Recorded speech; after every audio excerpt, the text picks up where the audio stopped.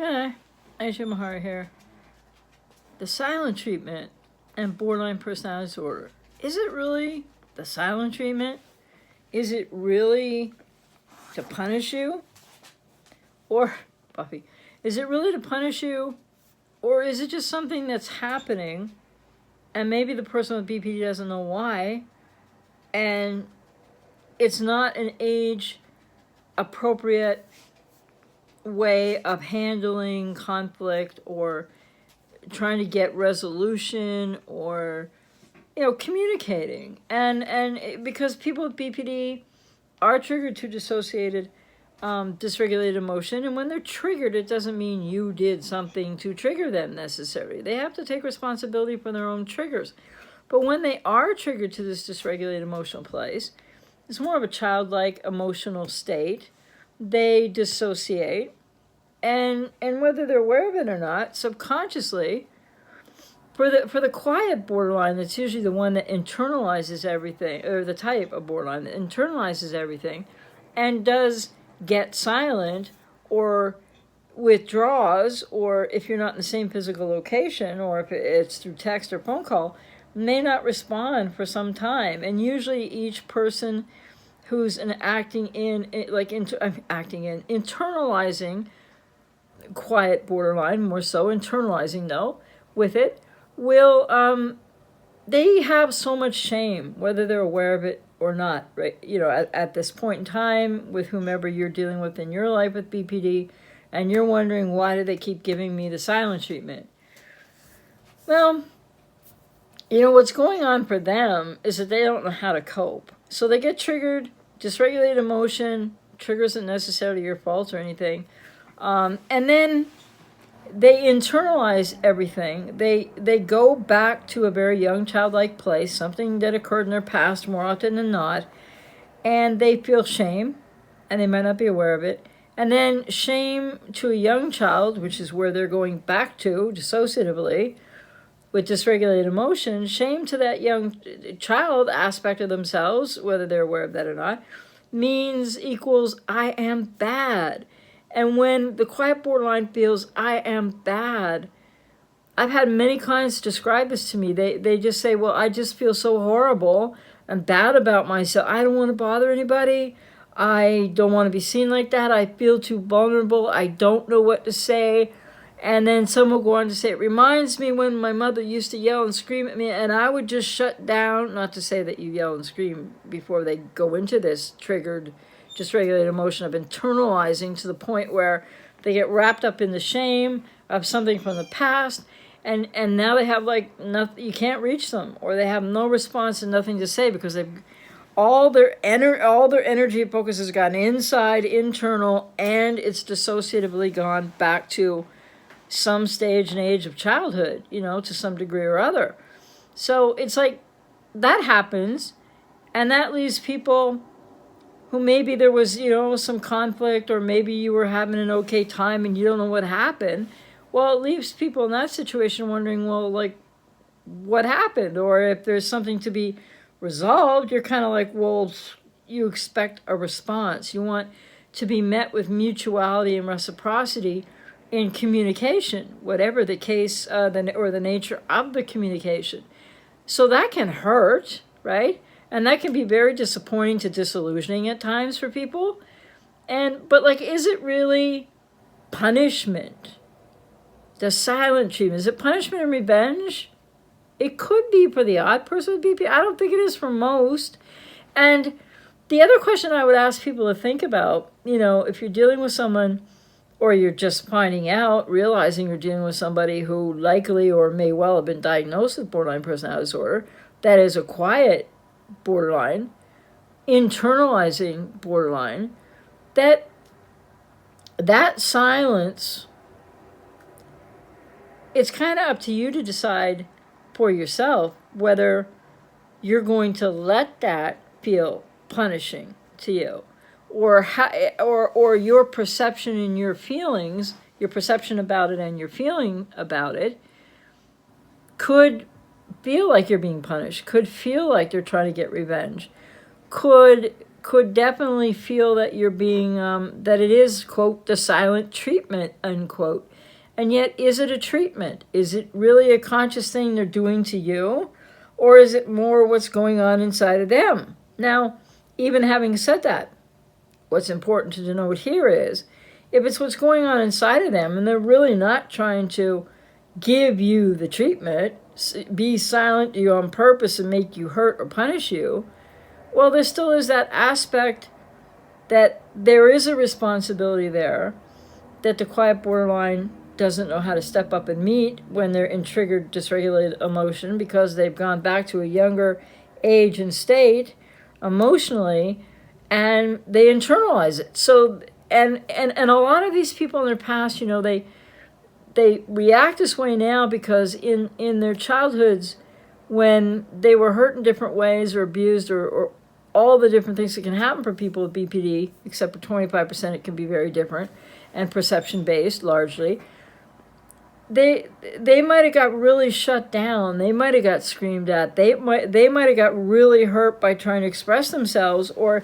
just already known that even in trying to express themselves, it wasn't going to work. So these are the kind of repetition compulsion patterns that are being reenacted in the triggered dysregulated emotion that people with BPD, if they don't have any treatment or enough treatment yet, they won't be aware of all this. So when they internalize things, unlike the externalizing, acting out, raging borderline, this silence then, is it silent treatment? Or is it what they're going through because it's a maladaptation, maladaptive coping mechanism? It's a repetition compulsion. It's an emotional flashback. So it has to play out the same way every time for them, unfortunately, internalizing.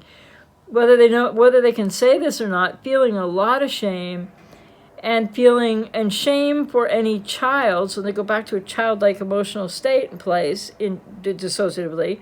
Shame equals I am bad. And if one is really overwhelmed suddenly, person with BPD, really overwhelmed suddenly by feeling I'm bad, I did something bad, or I shouldn't have done that, or somebody's mad at me, I did something bad, then they're going to shut down and they're going to go quiet. They're going to withdraw. So is that silence really, quote, the silent treatment, unquote? And I think that's up to what you decide to do with it. So it doesn't mean that it's something that you should not notice or not observe, take note of, because the person with BPD is not able to meet you in a relatively age stage appropriate place in relating with you in the here and now. And that matters. But I think whether or not it's really the silent treatment depends on how you feel about it and how you're perceiving it and what you're doing with it. And why do I say that? Well, because there's a lot, not that it's your fault, no, but you have a lot of choices you can make with it, like observe it, go about your business, do something else, and not let it be, even if it was intended to be, to not let it be punishing or treatment. So, some way you're being treated. It affects you, and it's not healthy adult emotion, age stage appropriate way to deal with things. But unless somebody with BPD and a quiet borderline equally as much as an externalizing acting out borderline, unless they get enough treatment to work through the core issues that whether a person manifests borderline personality disorder outwardly, externalizing, or internally, and often having these silent times or withdrawal or times of withdrawing, they have the same core trauma, the same abandonment, similar, core in each person, whatever happened, but core trauma and abandonment trauma and attachment difficulty. So they're going to be triggered and go to this emotional dysregulation, whether they're going to act out, externalize, and rage, or internalize, act in, if you will, and go quiet and withdraw. So I think people can really empower themselves.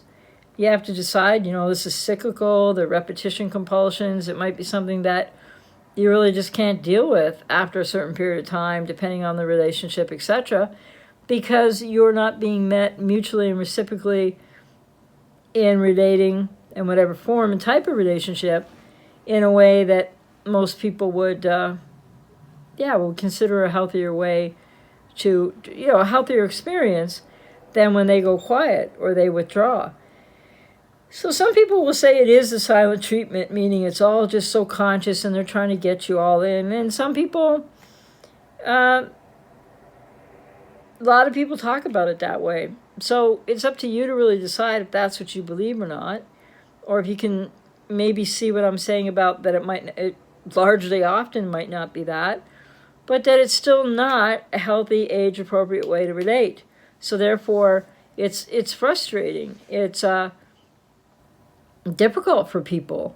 But is it really that they're giving you the silent treatment, or is it what they're doing that, well, I'm not going to say by its very nature. I mean, they might not be making a decision to punish you, but that could still be, that could feel abusive, that could seem abusive, or in some cases that could be abusive.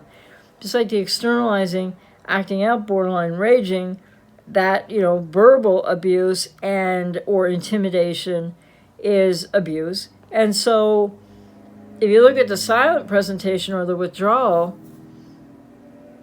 I mean, it could be, but I think that that's where people have a little more space perhaps to observe it and not absorb it that way, and to just kind of, but it can leave you hanging at the same time. This is very true. But you have to take responsibility for yourself in those times, and then overall for making a decision whether or not, if this is cyclical and often, is this something that is this a deal breaker for you or not? So I just keep encouraging people to learn more about this in the sense of not only intellectually or in an understanding way, right? But in an active way where you can see where you have choices no matter what they're doing, right? So if you're getting the, as it's called, the silent treatment, if you're getting that or you're in that space or that's happening, that they've withdrawn and they're being silent and you can't engage them in conversation, or they're not going to text you back or call you back, or they're going to be obscurely like missing for a few days, just not communicating. Yeah,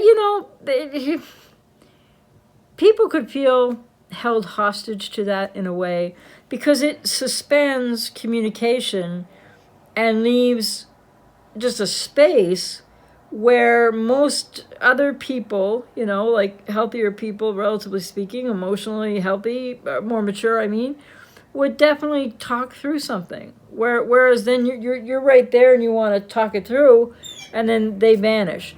So there's something about that I think it's inherently frustrating to people, and it's not mutual or reciprocal what's happened there, and so that's understandable.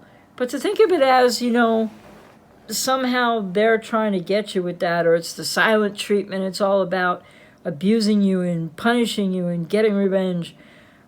And I think people could maybe just look at the aspect of, can you empower yourself to observe that and not absorb it, and to give it space and time until the next time you could talk. Now, the only other real challenge, well, there's other challenge, but the other major challenge with this is that every time you come back to the same place wherein they might be triggered, which is their responsibility, not anyone else's, and then they may retreat again and withdraw and be, triggered to dysregulated emotion and internalize and then be silent, and because this is so cyclical. So if that keeps happening and you're trying to resolve something and they come back when they're ready, or they're, come back to a sort of baseline of an emotional place to be, like relatively better emotional place to be in the now, then the very mention of it again and it may trigger all the same things, which is, again,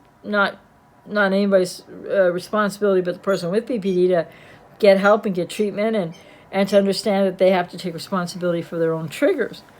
And then what they choose, or not choose, but I guess, it's sort of a choice, but it's a maladaptive and habituated choice. So it's a defense and maladaptive coping mechanism.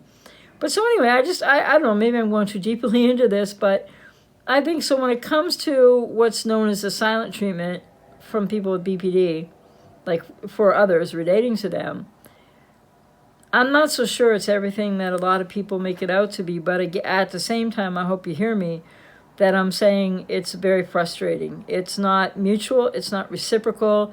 It doesn't take into account your feelings, because when a quiet borderline is triggered to dysregulated emotion, internalizing everything, feeling shame, etc., maybe not aware of any of that, all their energy is going inside, all their focus is going inside, and it does leave you there hanging for sure. And that's not in your imagination. But as for the intent and the whys and the wherefores, that's really hard to say and highly individual.